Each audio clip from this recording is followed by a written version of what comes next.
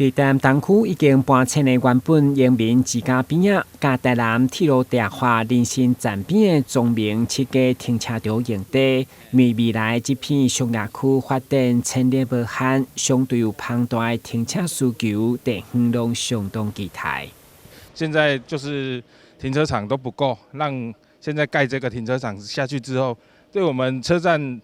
坐火车的朋友也都会有一个很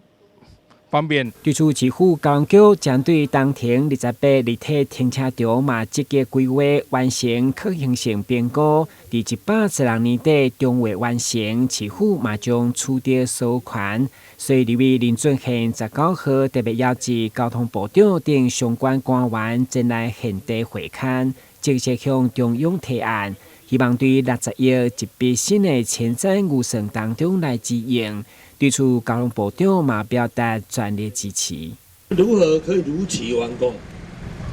我跟你讲很急啊，无特经费的，买要很追供，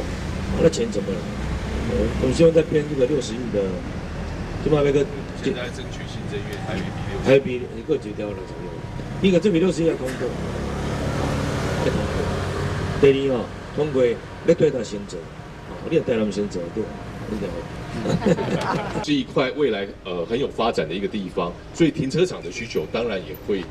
很有这样的需要。好，那感谢这个交通局王局长，他们其实已经做了可行性研究，好，可行性研究已经做完之后，赶快送案子来交通部，那交通部会全力来协助台南的停车场的建制，哈，因为我们郡县委员也都非常关心啊，不止在委员会质询，今天还特别安排了这个委员会的考察来到这个地方。未来拥有458些汽车停车场将采取多目标使用，包括新的东区区公所、中孝里活动中心等公共设施，期待配合铁路地下市停，伫116年中完成工程发包，年底开工。台南新闻阮吉采访报道。